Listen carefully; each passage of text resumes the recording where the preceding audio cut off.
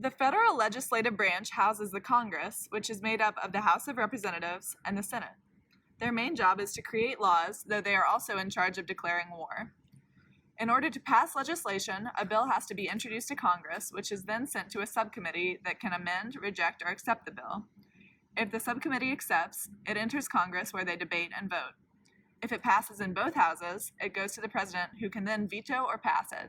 If it is vetoed, Congress has a chance to override by a two-thirds majority. The federal executive branch is made of the president, vice president, and cabinet, who enforce the laws. The president is the head of state, commander-in-chief, and appoints the cabinet. The vice president is the president's wingman. Their biggest job is to be ready at a moment's notice to take over the job of the president. The cabinet is made up of 15 departments with more specific jobs, including the State Department and Treasury Department. The judicial branch's main job is to interpret the Constitution. One way they do this is through judicial review, or determining if a law is constitutional, which is a part of the checks and balances built into our system by our founding fathers. The court does not, however, simply state a law is unconstitutional. It has to have a real-life case in order to make a ruling on a law. The Supreme Court has 9 justices in its main body, an odd number to prevent ties. Every defendant is granted with a set of rights as they are tried. They have the rights to due process, an impartial jury, legal representation, and witnesses. They are also ensured the protective right from double jeopardy, self-incrimination, and cruel punishments. There are many thoughts and discussions that go into forming a new policy, including the economic conditions, technological change, public opinions, interest groups, and businesses.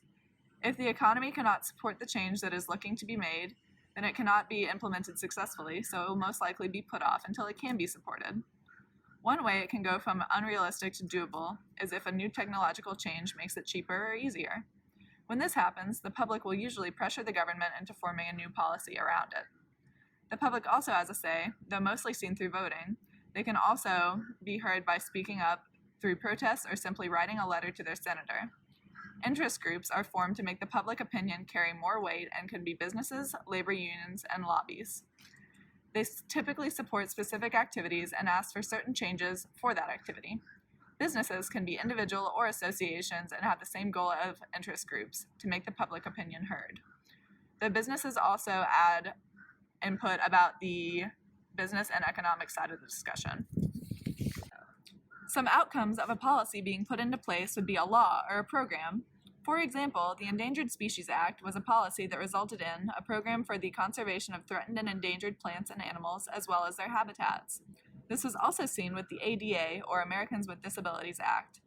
The policy resulted in a law that guarantees civil rights protections and equal rights and opportunities to disabled Americans in the areas of employment, transportation, public accommodations, telecommunications, and state and local government services.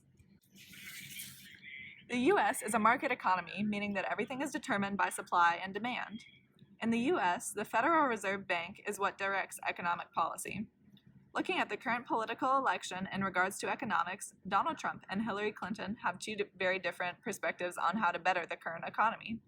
Trump is focusing on the supply side economics. He wants to reduce trade and business costs to boost the economy so more workers can be hired and paid. He is also looking to cut government spending to decrease our debt. Clinton is focusing on the demand side economics. She is doing this by cutting taxes for the middle class in hopes to increase demand, as they will have more money to spend. In order to fill this gap, she plans to raise taxes on big businesses and the wealthy. She is also looking to raise minimum wage in order to reduce income inequality. Another big difference is their trade policies. Trump wants tariffs on China and Mexico to prevent outsourcing of jobs, while Clinton supports free trade agreements.